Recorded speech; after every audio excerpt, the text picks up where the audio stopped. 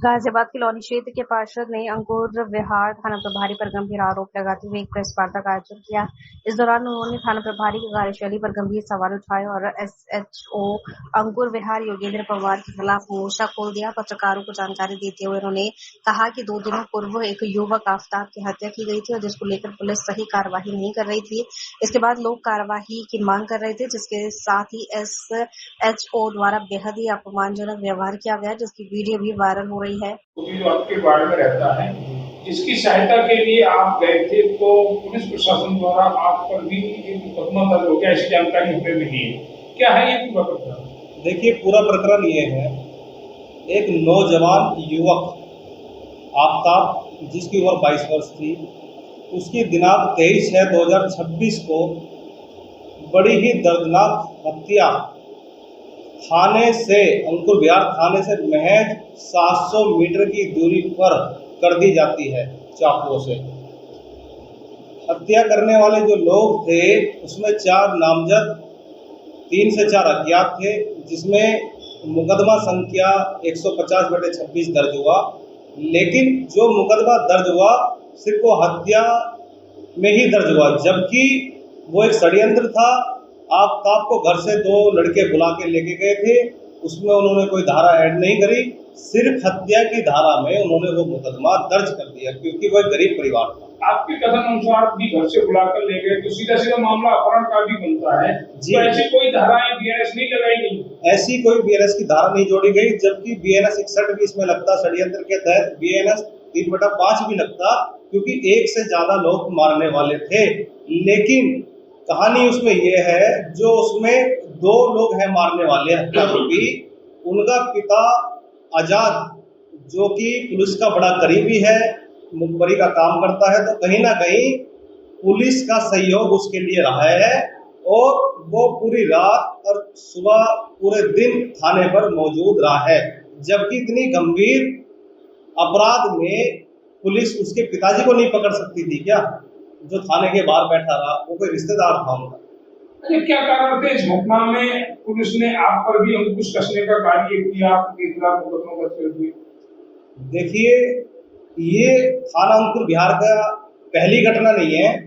जब कोई अगर न्याय के लिए आवाज उठा रहा हो तो उस पर मुकदमे दर्ज हुए। ये थाना अंकुर विहार में जब से एसएचओ योगेंद्र पवार आए हैं, जब से ये स्थिति हो गई है। जो एक्चुअल में घटना होती है, उन्हें अपना मुकदमा लिखवाने के लिए बड़ा संघर्ष करना पड़ता है, लेकिन फर्जी मुकदमे मिनटों में दर्ज हो जाते हैं।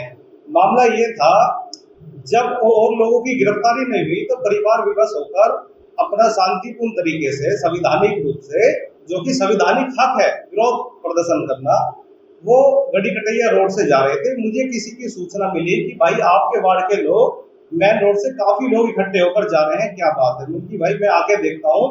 तो जब मैं वहां पर पहुंचा तो विरोध प्रदर्शन करने जब लोग जा रहे थे तो उन्हें बीच रास्ते में ही पुलिस ने रोक लिया। जब अधिकतर उसमें महिलाएं थी, तो थाना अंकुर विहार प्रभारी योगेंद्र पवार जी ने महिलाओं के साथ माँ बहन की बद्दी गालियां दी, उनको धक्का दिया और लाठीचार्ज किया। अब इन्होंने जो रात मुकदमा, उसके बावजूद ये 3 लड़कों को कॉलोनी से उठाकर लेके गए हैं दबाव बनाने के लिए।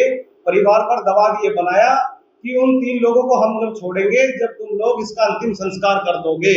क्या जबरदस्ती इस तरीके से लोगों के अधिकारों का हनन करके तुम संविधान से बड़े हो गए, इस तरीके से तुम अंतिम संस्कार कराओगे? क्या अपने अधिकार की आवाज उठाना कोई कानूनी अपराध है? क्या संविधान में नहीं है? संविधान अनुच्छेद 19 में नहीं है क्या? आपके कथन अनुसार ऐसा लग रहा है जिससे अंकुर विहार थाना प्रभारी अभिव्यक्ति की आजादी पर भी पहरा लगाने पर तुले हुए।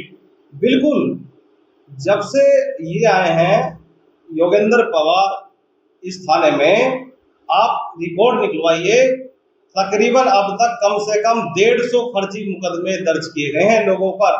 मैं आपको पूर्व की एक घटना बताऊं, मेरे वार्ड के, मेरे ही गांव की एक बहन बेटी हमारी निशा जाटव, उसके साथ रेप होता है। उसे अपनी एफआईआर दर्ज कराने के लिए उसके पास साक्ष्य थे, लेकिन उसके बावजूद भी उसको 20 दिन तक भटकना पड़ा।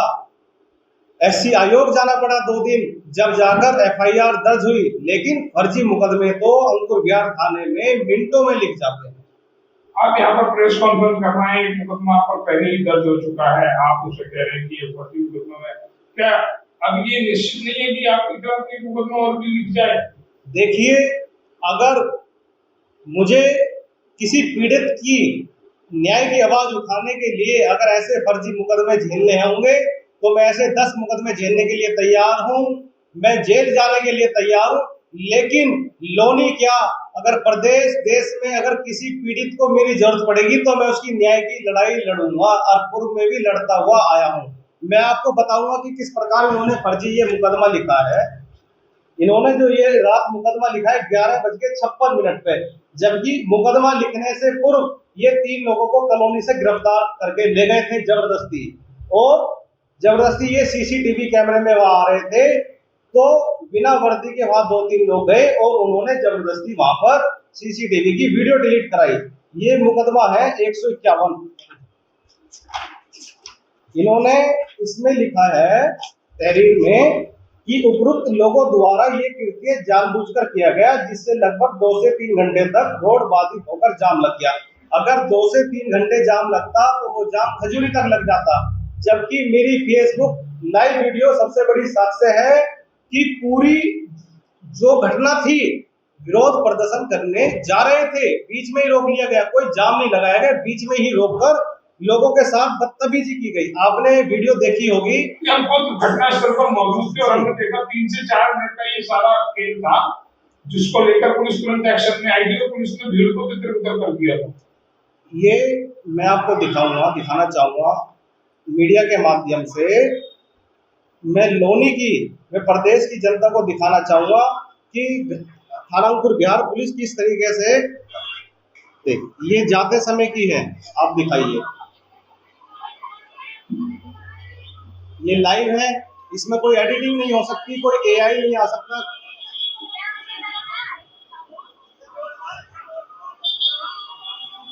आप थोड़ा जूम करके दिखाइए, ये टोटल कितने मिनट की वीडियो है। मैं इसको लास्ट में कटिंग करके आपको दिखा देता हूँ थोड़ा सा।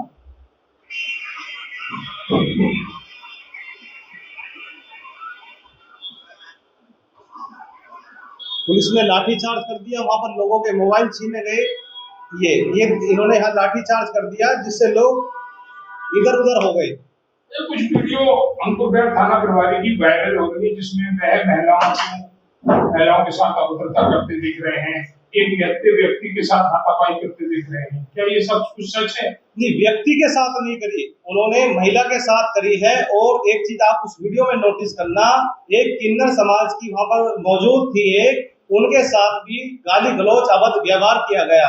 और अगर ये सोच रहे हैं कि सर्वप्रथम यही है, हालांकि ये कहते हैं कि मेरी अधिकारियों से बहुत अच्छी साठगांठ है, मैं यहाँ पर कुछ भी कर लूं, मेरा कुछ नहीं हो सकता, लेकिन ऐसा नहीं है।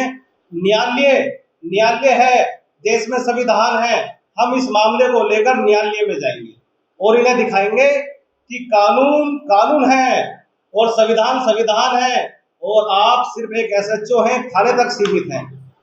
आदर्श सभासद जी की अगली लड़ाई क्या होगी इस घटना को लेकर? अगली लड़ाई हमारी ये होगी, जो इनके द्वारा ये फर्जी मुकदमा लिखा गया है और जो इनके द्वारा ये बदतमीजी की गई है, ह्यूमन राइट्स कमीशन में भी हमने इसकी शिकायत करी है। महिला जो है, ये आपका महिला आयोग में भी इसकी शिकायत दर्ज करेंगे और हम इसमें कोर्ट जाएंगे।